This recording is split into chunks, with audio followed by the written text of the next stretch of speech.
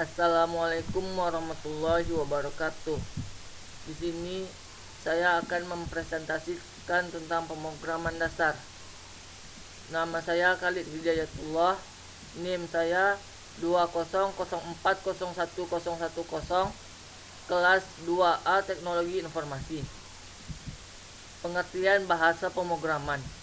Bahasa pemrograman adalah kumpulan sintaks yang berfungsi untuk memerintahkan perangkat lunak pada komputer. Contohnya Basic, C++, Fortran, Pascal, Java. Jenis-jenis bahasa pemrograman. Yang pertama, bahasa pemrograman C++. Kategori tingkat tinggi dibuat untuk pemrograman sistem dan jaringan komputer, namun bahasa ini juga sering digunakan dalam mengembangkan software aplikasi. C++ juga banyak dikembangkan oleh berbagai jenis platform, sistem operasi dan arsitektur komputer. Yang kedua, bahasa pemrograman Java. Kategori tingkat tinggi. Java adalah bahasa pemrograman yang dapat dijalankan di berbagai komputer termasuk telepon genggam. Yang ketiga, bahasa pemrograman Python adalah bahasa pemrograman di mana yang mendukung pemrograman berorientasi objek. Langkah-langkah membuat program. Yang pertama, definisi of the problem, yaitu definisi masalah. Masalah di sini yaitu masalah yang akan dianalisis dan selanjutnya dipecahkan melalui program atau aplikasi melihat dari sudut pandang kebutuhan. Yang kedua, planning and design system, yaitu perencanaan dan desain sistem.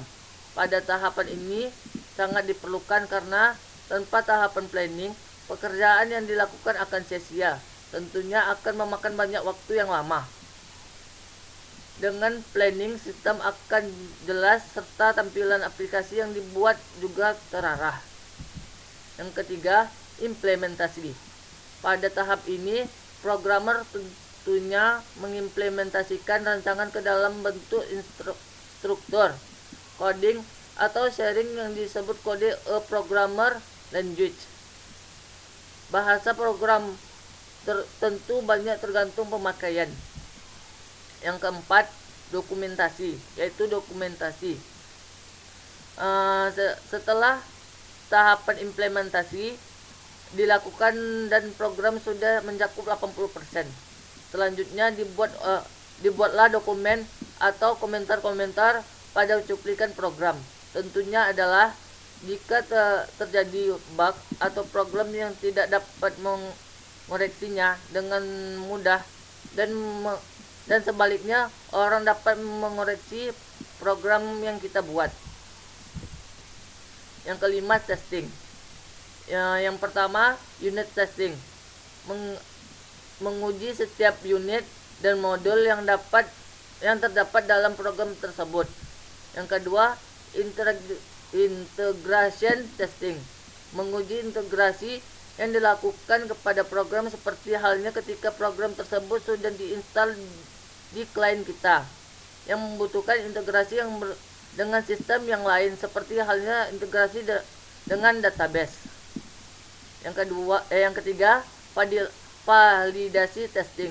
Menguji masukan yang diberikan kepada program.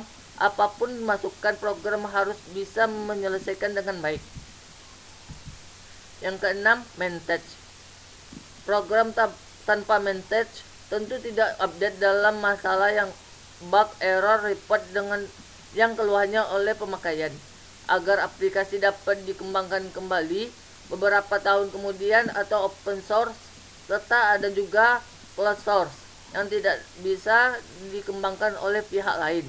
Biasanya ditentukan oleh lisensi sebuah program hanya untuk pemakaian saja. Perbedaan belajar program adalah belajar bahasa pemrograman.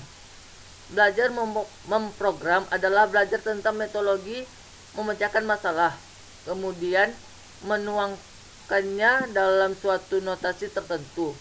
yang mudah dibaca dan dipahami. Belajar pemrograman merupakan belajar untuk mengerti tentang logika dari sebuah pemrograman sehingga mengerti tentang alur proses kerja program tersebut tanpa terpaku pada software bahasa pemrograman tentu seperti C, Java, Pascal ataupun Python. Sedangkan belajar bahasa pemrograman adalah belajar memakai suatu bahasa, aturan tata bahasa, instruksi-instruksinya, tata cara pengoperasian kompliernya untuk membuat program ditulis dalam bahasa itu saja. Kalau belajar bahasa pemrograman ialah kita tidak dapat membuat sebuah aplikasi yang powerful dan sangat sesuai dengan tujuan yang dicapai. Sebagai contoh, seorang developer bertujuan membangun sebuah program yang ditunjukkan untuk menggunakan pada hardware. Akan tetapi, developer tersebut hanya bisa develop software menggunakan framework desktop based seperti Java. Perbedaan compiler dan interpreter. Compiler adalah suatu program yang menerjemahkan bahasa program, yaitu source code, keadaan bahasa objek kode. Compiler menggabungkan keseluruhan bahasa program, mengumpulkan dan kemudian menyusun kembali.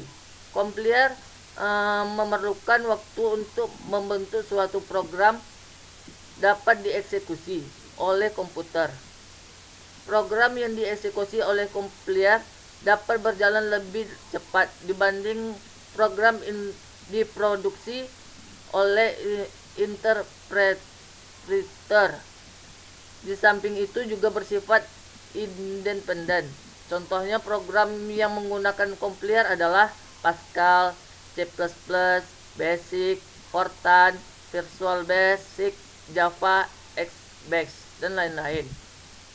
Sedangkan interpreter adalah perangkat lunak yang mampu mengeksekusi kode program yang ditulis oleh programmer, lalu diterjemahkannya ke dalam bahasa mesin, sehingga mesin yang melakukan instruksi yang diminta oleh programmer tersebut. Perintah-perintah yang dibuat oleh programmer tersebut dieksekusi baris demi baris sambil mengikuti logika yang terdapat di dalam kode tersebut. Proses ini sangat berbeda dengan compiler, di mana compiler hasilnya sudah langsung berupa suatu kesatuan perintah dalam bentuk bahasa mesin, di mana proses penerjemah dilaksanakan sebelum program tersebut dieksekusi. Python, Ruby, dan MATLAB adalah beberapa contoh perangkat lunak yang penerjemah bertipe 2. Sementara Java termasuk dalam kategori tipe ketiga. Namun, dalam beberapa kasus Java terdapat digolongkan pula ke dalam kategori tipe kedua. Sekian presentasi saya. Assalamualaikum warahmatullahi wabarakatuh.